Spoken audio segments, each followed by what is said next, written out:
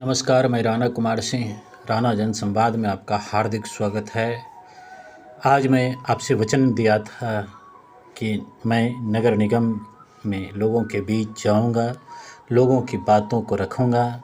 इसी संदर्भ में आज इसकी शुरुआत मैंने किया और संयोगवश पोखरिया से किया। पोखरिया में एक आंगनवाड़ी केंद्र है, जहां पर आज उस पोषक क्षेत्र के लोगों को, वहाँ के बच्चों के गार्जियन को पोशाक की राशि दी जा रही थी। आइए हम मिलते हैं वहाँ के जनप्रतिनिधि से, वहाँ के पदाधिकारी से कि आज किस तरह से उस राशि का वितरण किया जा रहा था, क्या स्थिति थी, इसके बारे में हम जानकारी लेते हैं। तो चलिए हम उस केंद्र पर चलते हैं। इस समय मैं बेगूसराय के पोखरिया मोहल्ला में हूँ। यह नगर निगम का क्षेत्र है, क्षेत्र संख्या 39 है, जहाँ एक आंगनबाड़ी केंद्र चलती है। आज बच्चों के बीच सरकार द्वारा प्रदत्त राशि, जो पोशाक राशि है, उसका वितरण हो रहा है। उस राशि का वितरण करने के लिए क्षेत्र की सुपरवाइज़र हमारे साथ हैं। लगता है लगभग कोरोना काल के बाद ये प्रथम बार राशि प्राप्त हो रही है इन बच्चों को। सभी बच्चों के गार्जियन भी हमारे बीच हैं, हम उनसे भी आप लोगों को बातचीत करते हुए दिखाएंगे और सुनाएंगे कि आज वो लोग कितने खुश हैं। लगभग 2-3 साल के बाद उनके बच्चों को ये राशि मिल रही है। उस राशि का उपयोग ये किस प्रकार करेंगे, बच्चों को सही में पोशाक मिलेगी या खुद के लिए कुछ सामान खरीद लेंगे। हो सकता है कुछ ऐसे भी परिवार हों जो आर्थिक स्थिति उनकी दयनीय हो, उनको ये भी लगता होगा कि आज हमारे बच्चे को राशि मिलेगी तो शाम उससे भोजन की सामग्री खरीदेंगे। ऐसे भी परिवार हमारे समाज में हैं, अति पिछड़े वर्ग से हैं। तो इस तरह की बातें तो होगी ही। सबसे पहले हम बात करते हैं, केंद्र पर आई हुई हैं इस क्षेत्र की आंगनबाड़ी केंद्र की सुपरवाइज़र हैं। सबसे पहले मैडम, हम अपने चैनल में आपका हार्दिक स्वागत करते हैं। आपका भी बहुत बहुत स्वागत है हमारे सेंटर पे आने के लिए। अच्छा मैडम, आज जो ये राशि मिल रही है यहाँ आने के बाद, जो ये 2-3 साल के बाद राशि मिल रही है, 2 साल के बाद, 2 साल 2 के बाद साल से लॉकडाउन था, जी, कोरोना काल में हाथ में राशि आई ही नहीं, सरकार के द्वारा नहीं दी गई थी हम लोग के हाथ में राशि, जिस वजह से हम लोग बच्चों को, परिवार को नहीं दे पाए। और पूरे 2 साल के बाद सेविका के खाते में राशि आई है बच्चों को पोशाक के लिए। वो 400 रुपये प्रत्येक बच्चे का है। 400 रुपये। 400 रुपये इसमें प्रत्येक बच्चे एक का। ड्रेस खरीदना है या 2 ड्रेस खरीदना है? देखिए, ये तो मार्केट पे डिपेंड करता है। अगर आप बड़े दुकान में जाते हैं तो हो सकता है 400 रुपये में एक ही ड्रेस आपको मिले, है ना? लेकिन अगर आप किसी छोटे मोटे दुकानदार से कंसल्ट कर सकते हैं, या जो बड़ा व्यापारी हैं होलसेल में बेचते हैं, उनसे अगर आप बात कर सकते हैं और इकट्ठा यदि सारे लोग इकट्ठा लें तो हो सकता है वो छूट दे करके 400 रुपये में 2 ड्रेस दे दें, है ना? तो दुकानदार के पे डिपेंड करता है कि वो क्या देंगे। लेकिन सरकार जो है एक बच्चे के लिए 400 रुपया ही निर्धारित की है। अच्छा, इसका मुख्य उद्देश्य क्या है? मुख्य उद्देश्य ये है कि आंगनवाड़ी को पहले लोग बहुत ही गलत नज़र से देखते थे। सिर्फ इसको खिचड़ी विभाग कहा जाता था और ये कहा जाता था कि यहाँ सिर्फ गरीब लोगों के लिए ही कुछ बना दिया जाता है। लेकिन अब ये जो है चेंज हो रहा है। अब आंगनवाड़ी की स्थिति चेंज हो रही है और हम लोग की बहाली भी शायद इसी वजह से की गई है कि आंगनवाड़ी को हम लोग एक किडजी का रूप दे सकें। जो बड़े बड़े परिवार में लोग छोटे बच्चे को किडजी में भेज देते हैं, 2-3 हज़ार का महीना देते हैं। यहाँ पे क्या है कि परिवार के यदि छोटे बच्चे हैं, 3 से 6 साल के बच्चे, जो कि घर में कुछ करते नहीं हैं, बस बदमाशी करते रहते हैं, और वो यदि सेंटर पे आते हैं तो यहाँ कुछ पढ़ाई लिखाई भी सीख लेते हैं, वो बैठने उठने का तरीका भी सीख लेते हैं। बीच में फोन क्यों कर देते हैं? बैठने का तरीका सीखते हैं, बोलने का तरीका सीखते हैं, अनुशासन में रहना सीखते हैं। और जैसा एक किडजी में किया जाता है, सेम उसी तरह से हम लोग प्रयास कर रहे हैं कि हमारे बच्चे भी यूनिफॉर्म में आए। उनका पोषाहार में भी पहले सिर्फ खिचड़ी दिया जाता था, पुलाव, लेकिन अब तो हर चीज़ मेनू चेंज हो चुकी है। सरकार जो है समय समय पर चेंज कर रही है, एक्सपेरिमेंट कर रही है कि हमारा आंगनवाड़ी जो है, यहाँ की सेविका सिर्फ सेविका नहीं रहे, बल्कि वो उनको स्कूल से टैग करके उनको एक टीचर बना दिया जाएगा। उनकी ये शिक्षा नीति के तहत जोड़ ये करके आगे विजन है सरकार की। विजन है कि शिक्षा नीति के तहत जोड़ करके इनको एक टीचर बना दिया जाए। अच्छा। ताकि हमारी सेविका नहीं कहलाएंगी, किडजी की मैडम कहलाएंगी, वो केजी टीचर कहलाएंगी। अच्छा, कुछ लोगों की अवधारणा भी है, शायद मेरी बातों से ये लोग भी अवगत होंगे, कि वो लोग कहते हैं कि आंगनबाड़ी केंद्र सिर्फ बच्चों के पालन पोषण के लिए है, वहाँ बच्चों के भोजन की ही व्यवस्था होती है और इसलिए रखा जाता है कि उसको 2 घंटा 3 घंटा किसी तरह अपने पास रखो ताकि उसके गार्जियन फ्री होकर कुछ काम कर सकें। नहीं, ये हाँ पुरानी धारणा रही होगी, लेकिन अब नहीं है, अब ऐसी बात नहीं है। अभी देखिए सरकार जो है समय समय पर स्लेट पेंसिल देती है, खिलौना का सामान देती है, ताकि हमारे बच्चे जो है यहाँ आकर के सबसे पहले तो रेगुलर स्कूल में बैठना सीखें। छोटे बच्चे हैं, इनका प्री स्कूल हुआ ये, यहाँ रेगुलर बैठेंगे वो अपने माँ बाप से दूर होकर के, बच्चों के बीच में घुलेंगे तो उनका मानसिक विकास होगा, उनके खेलने की व्यवस्था की जाती है, खाना भी इस तरह से दिया जाता है पौष्टिक आहार, ताकि बच्चे का ग्रोथ हो सके। और यहाँ ही नहीं, जहाँ गर्भवती महिला है उनके लिए भी समय समय पर सारा चीज़ टीकाकरण का व्यवस्था रहता है। कोरोना काल में भी हमारी सेविका बहुत बड़ी भूमिका निभाई है। सारे जगह कोरोना काल में जो बड़े बड़े नेता लोग घर में छुप के बैठे हुए थे, उस समय हमारी सेविका डोर टू डोर जा कर के सबका जांच की है, जान पे खेल के लोग काम की हैं। तो स्वास्थ्य से संबंधित भी लगभग सारा काम यही लोग करती हैं। सारा काम यही लोग करती हैं। खास करके शहरी क्षेत्र में तो आशा एएनएम का चूँकि प्रॉब्लम रहता है तो ये सेविका ही करती हैं। अभी देखिए बीएलओ का काम भी हो रहा है, सारा का सारा हमारी सेविका ही कर रही हैं। तो हमारी सेविका तो बहुत काम करती हैं। अच्छा, काम ऐसा नहीं कहा जा सकता है, पब्लिक का सहयोग चाहिए। हमारी माताएं हैं, इनको ये सोचना चाहिए कि हमारे बच्चे को हम रेगुलर भेजें, ताकि हमारे बच्चे को संस्कार मिले। आंगनबाड़ी में एक अच्छा संस्कार मिलता है, बच्चों को स्कूल में जाने का प्रैक्टिस हो जाएगा, ताकि कल के दिन किसी बड़े स्कूल में भी वो नाम लिखाएंगे तो वहाँ से बच्चे भाग के नहीं आएंगे, तो उनको बैठने की अभ्यास हो जाएगी। सबसे बड़ी ये चीज़ होती है इस आंगनबाड़ी की। यूँ कहा जाए कि व्यस्ततम दुनिया में हाँ। जहाँ एक माता पिता अपने बच्चे को समय नहीं दे पाते हैं और एक माँ का प्यार भी यहाँ मिल सकता है बच्चे को, और बच्चे स्कूल में जा कर के जो सीखना बैठना शुरू करते हैं उसमें जो साल 2 साल लग जाता है उसकी भी बचत हो जाती है। बचत, तो गार्जियन की बहुत बड़ी बचत हो जाती है यहाँ आने से। बिल्कुल। अच्छा मैडम, आज जब इस केंद्र पर आप राशि वितरण करने के लिए आए हैं तो कितने बच्चों के लिए आज राशि वितरण करना है? प्रत्येक सेंटर से जो एक अतिरिक्त सेंटर है वहाँ 40 बच्चे का आता है, और एक जो मिनी सेंटर होता है वहाँ 20 बच्चे का आता है। अच्छा। तो इनका अतिरिक्त सेंटर है, इसलिए यहाँ पे 40 बच्चे का राशि आया है। 40 बच्चे का। इन लोगों जो गार्जियन यहाँ पहुँचे हुए हैं, ये लोग आज इन लोगों की प्रसन्नता को जब आप देख रहे हैं तो कैसा महसूस कर रहे हैं? बहुत ही अच्छा लग रहा है। सबसे पहला तो ये विश्वास लग रहा है कि कोरोना अब चला गया, क्योंकि 2 साल से हमारे गार्जियन या हम खुद सारे लोग इतना डरे हुए थे कि लगता था कोरोना ख़त्म नहीं होगा। लेकिन इतना वैक्सीनेशन, सरकार की महानता, वैक्सीनेशन से हर आंगनबाड़ी सेंटर पे इतनी व्यवस्था की गई कि अब लगता है हम लोग का ज़िंदगी नॉर्मल हो गया है। अब हमारे छोटे बच्चे भी सेंटर पे अब आएंगे ड्रेस पहन के, और गार्जियन को भी बहुत अच्छा लग रहा होगा कि अब हम लोग अच्छे से अपने बच्चे को विकास होते हुए देख सकेंगे। क्योंकि 2 साल से छोटे बच्चे यदि घर में रहे तो उनकी तो विकास अवरुद्ध हो गई। उनको खाना और घर के अंदर रहना, घर से बाहर तक नहीं निकलने दिया जाता था। बहुत बच्चे तो मेंटल हो गए हैं घर में रहते रहते 2 साल में।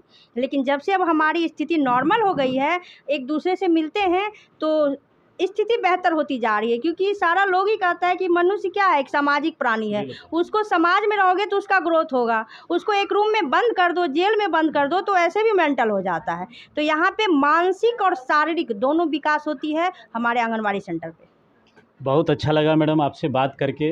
निश्चित रूप से अन्य केंद्रों पर भी जो बच्चे आते होंगे, उनके गार्जियन होंगे, आज हमारे चैनल से जो सुन रहे होंगे वो लाभान्वित होंगे, जिनके अंदर ये भावना वैसी बन गई है कि आंगनबाड़ी केंद्र सिर्फ छोटे बच्चों के पालन का केंद्र है। उनके अंदर ये भी लगेगा कि नहीं, वह एक प्रारंभिक पाठशाला भी है जहाँ से बच्चे वर्णमाला भी सीखते हैं, शब्दों का और वाक्यों का ज्ञान भी, पहाड़ा भी सीखते हैं। यह केंद्र है। और सबसे बड़ी बात है कि एक यही ऐसा केंद्र होता है जहाँ पर छोटे बच्चे को माँ का प्यार मिलता है। इससे ऊपर जाने पर तो उन्हें शिक्षक से मास्टर से और टीचर से मुलाकात हो जाती है। सही बात है। यहाँ माँ तो मिलती है। यहाँ माँ मिलती है। हमारे साथ इस केंद्र पर इस क्षेत्र की वार्ड पार्षद श्रीमती मंजू गुप्ता जी हैं। हम इनसे भी बात करते हैं कि आपके क्षेत्र में स्थापित यह केंद्र किस प्रकार से कार्य कर रहा है। क्या यह केंद्र जितने आपके क्षेत्र की जनता हैं उनके अरमानों पर खरा उतर रहा है या फिर एक फॉर्मेलिटी को पूरा करने के लिए यह केंद्र है। तो आइए हम मंजू गुप्ता जी से मिलते हैं और उनसे इस क्षेत्र की जनता के बारे में और इस क्षेत्र के केंद्र के बारे में जानते हैं। हमारे साथ इस क्षेत्र की वार्ड पार्षद श्रीमती मंजू गुप्ता जी हैं। हम अपने चैनल में सबसे पहले इनका हार्दिक स्वागत करते हैं और इनसे जानते हैं। मैं आपको एक चीज़ बता दूं बड़े गर्व के साथ कि बेगूसराय के नगर निगम की एक ये पार्षद हैं। जनता का प्यार कितना है इस बात से आप समझ सकते हैं कि विगत 15 वर्षों से लगातार 3 सेशन ये इस क्षेत्र के वार्ड पार्षद रही हैं। ज़रूर आश्चर्य लगा होगा हमारे दर्शकों को कि बेगूसराय का नगर निगम क्षेत्र जो है जहां धनबल, बाहुबल और राजनीति बल तीनों का बोलबाला होता है, उस क्षेत्र में एक निम्न वर्गीय घर से आने वाली मंजू गुप्ता 3 बार से वार्ड पार्षद हैं। हम इनसे आज जानते हैं कि आपके प्रतिनिधित्व में आपके क्षेत्र की जनता के साथ जिस केंद्र पर आज आंगनबाड़ी केंद्र पर जो राशि का वितरण हो रहा है, ये तो अलग बात। यहाँ पर बच्चों के पठन पाठन की व्यवस्था, यहाँ जो अभिभावक हैं उनके साथ आंगनबाड़ी केंद्र की सेविका और सहायिका का बर्ताव, ये सब कैसा रहता है?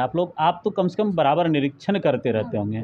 जी बताइए इसके बारे में। इस आंगनबाड़ी का केंद्र का अच्छा है, सहायिका सेविका अच्छा है, अच्छा गाइडिंग करती है, खान पान पर भी ध्यान देती है, लाने पहुंचाने का भी ध्यान देती है।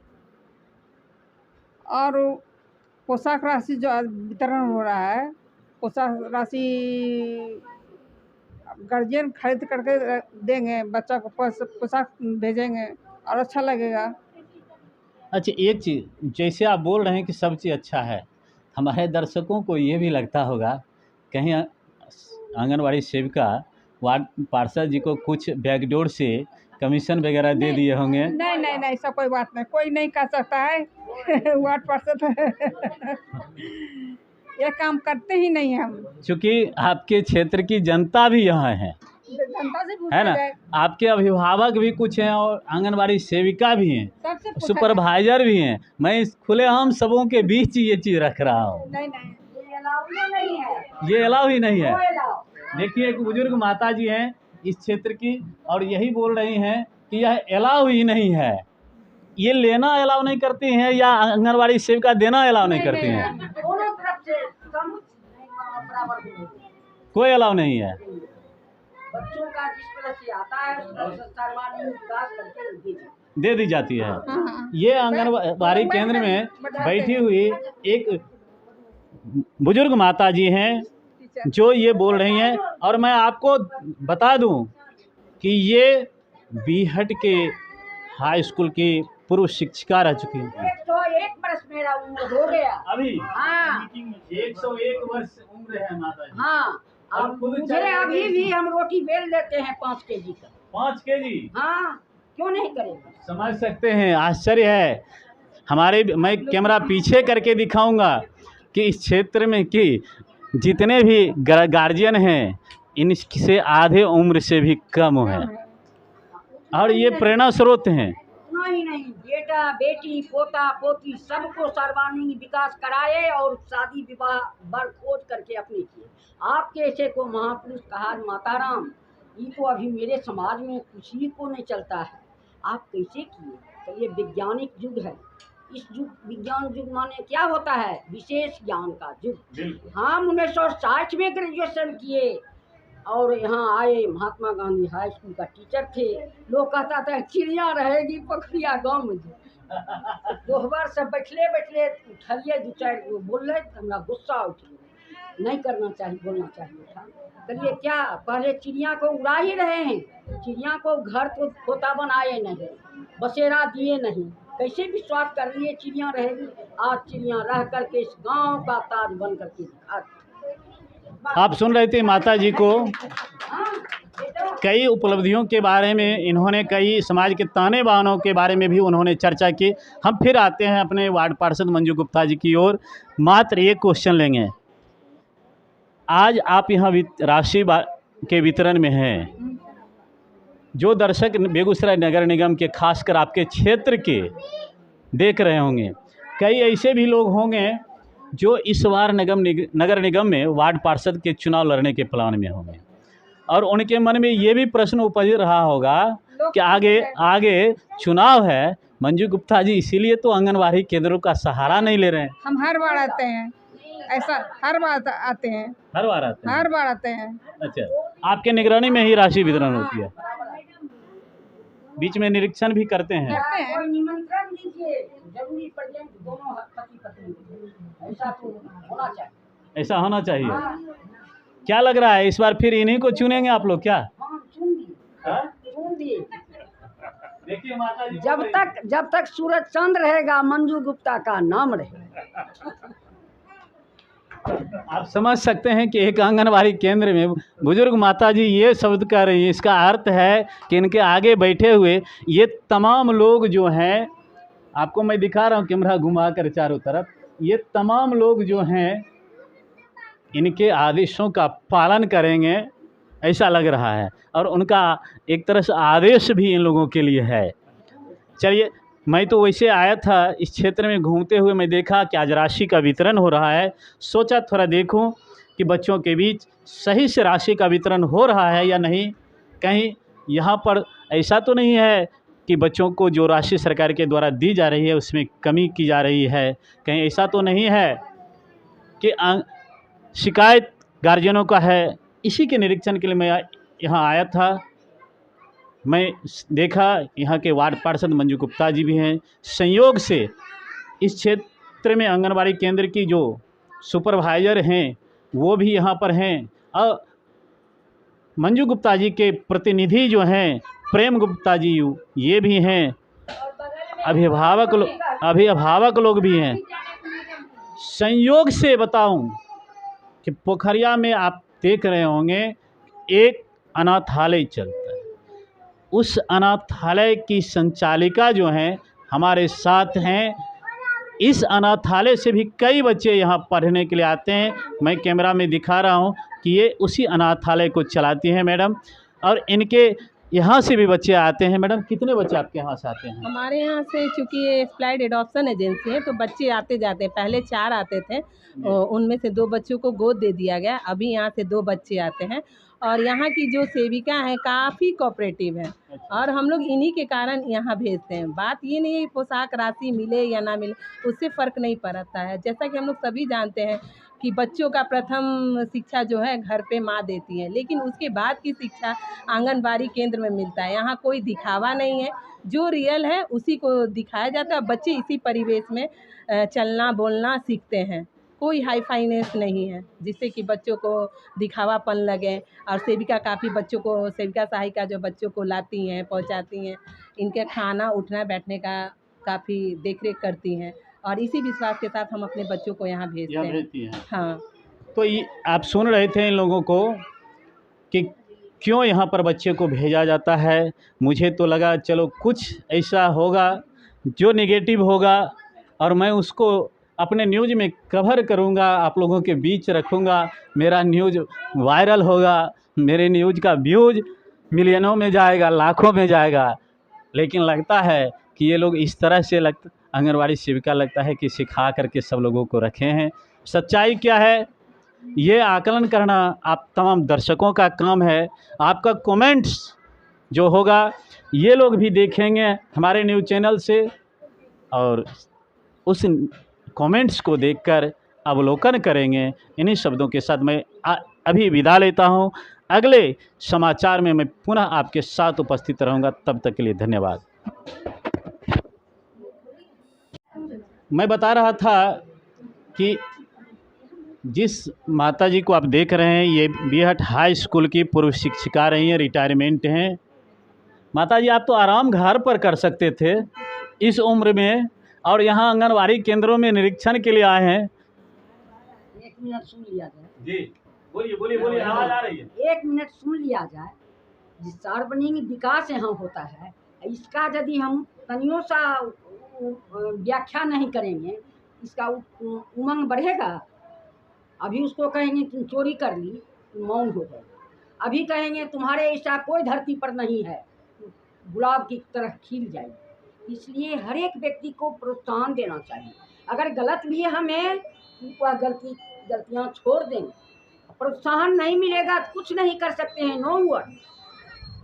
यूँ कहा जाए कि आप ये दिखाने आए हैं कि इस उम्र में भी मैं अगर इतना मेहनत करके यहाँ आ सकती हूँ, तो आप लोग तो गार्जियन हैं, जवान हैं, आप करें अपने बच्चे